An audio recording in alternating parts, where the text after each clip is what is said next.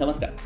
सोप्या भाषेत आयुर्वेदच्या एपिसोड क्रमांक 2 मध्ये मी वैद्य धनंजय जोरी आपल्या सगळ्यांचे स्वागत करतो. मागच्या एपिसोडमध्ये आपण पाहिलं होतं की आपल्याला आयुर्वेदाची विविध माहिती, अगदी अवघडातली अवघड माहिती सोप्या भाषेमध्ये आपल्याला का जाणून घ्यायची, त्याचे फायदे आपल्याला आपल्या आयुष्यात कशा प्रकारे करता येतील हे आपण पाहिलं होतं. तर आजपासून आपण वेगवेगळ्या मुद्द्यांची सुरुवात करणार आहोत. आजचा जो महत्त्वाचा विषय आहे किंवा जो मुद्दा आहे तो बराच प्रचलित असा मुद्दा आहे, पण त्याबद्दलचे काही गैरसमज किंवा बऱ्याच जणांना त्याची अर्धवट माहिती असते असा हा मुद्दा आहे. आपण नाव तर वाचलंच असेल. आजचा आपला जो मुद्दा आहे तो म्हणजे गर्भसंस्कार. चला तर मग आजच्या एपिसोडला आपण सुरुवात करूया. नेहमीप्रमाणे विषयाची सुरुवात एका उदाहरणापासून करूया. हे उदाहरण जर आपल्याला समजलं तरच आपल्याला आजचा विषय पूर्णपणे समजणार आहे, त्यामुळे हे उदाहरण स्किप करू नका.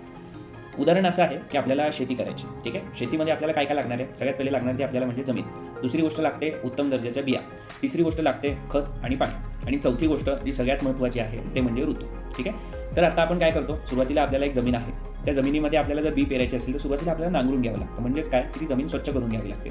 मग आपण काय करतो, ती जमीन नांगरतो. त्याच्यामुळे काय होतं, जमीन एकतर पहिली गोष्ट मोकळी होते. दुसरी गोष्ट त्यामध्ये काही घाण असेल, कचरा असेल, जुनं काही पीक राहिलेलं असेल किंवा गवत उगवलेलं असेल तर ह्या सगळ्या गोष्टी त्यातनं निघून जातात, जमीन स्वच्छ होऊन जाते. मग याच्यानंतर आपण काय करतो, बिया आणतो. मग त्या बिया कशा असायला पाहिजेत?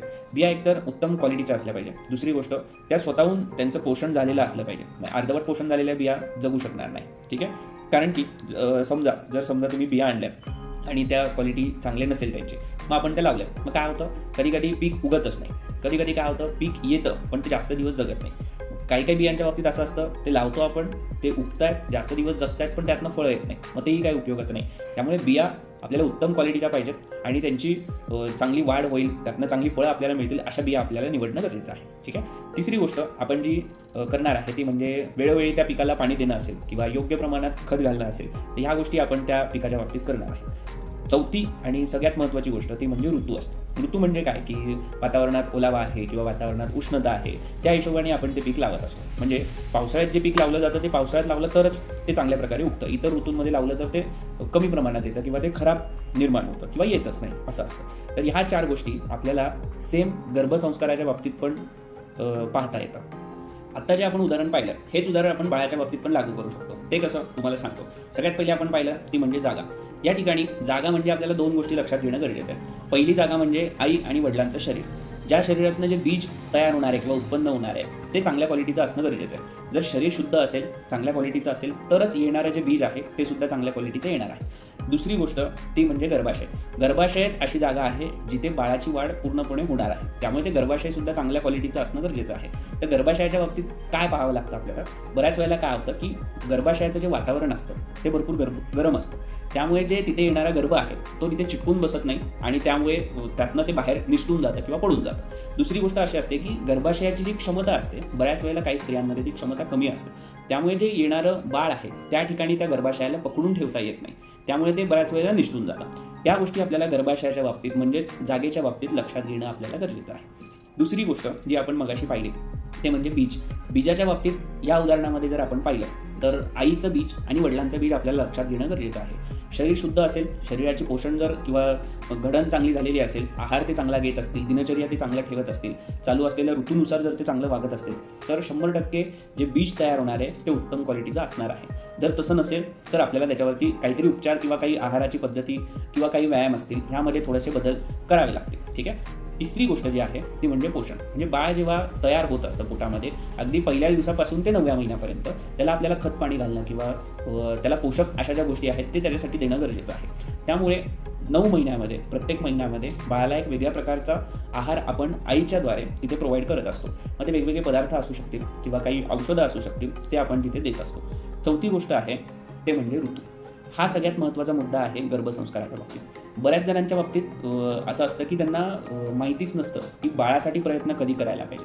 एकतर कोणत्या वयात केले पाहिजे, कोणत्या दिवसांमध्ये केले पाहिजे आणि ते कशा प्रकारे केले पाहिजे. या जर गोष्टी व्यवस्थित पद्धतीने माहिती असेल तर गर्भधारणा व्हायला काहीच अवघड नाही, अगदी सोप्या पद्धतीने सुद्धा होऊन जातं.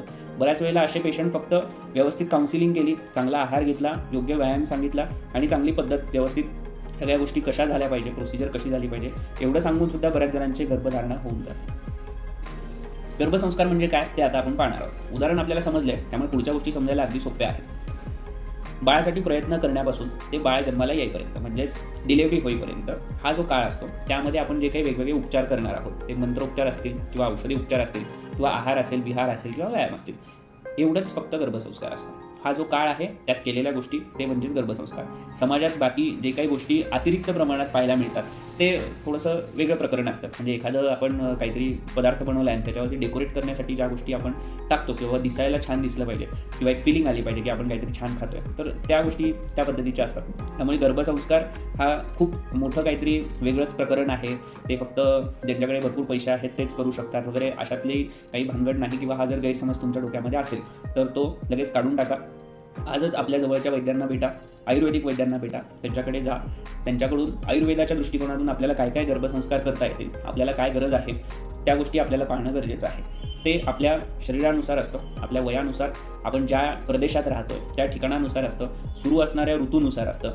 5वी गोष्ट, तुम्हाला जर समजा काही आजारपणं असतील, काही आणखीन तक्रारी असतील तर त्याही त्यात आपल्याला पाहता येतात. आणि मानसिक अवस्था दोन्हीही आईची आणि वडिलांची हे योग्य प्रकारे असणं गरजेचं असतं. तरच चांगल्या पद्धतीचं बाळ असं जन्माला येईल आपण म्हणू शकतो. कारण की आपल्याला फक्त बाळाला जन्माला नाही घालायचं आहे, तर आपल्याला पुढची पिढी बदलायची किंवा आपल्याला पुढची पिढी सुधरवायची, त्यासाठी गर्भसंस्कार करणं गरजेचं असतं. धन्यवाद.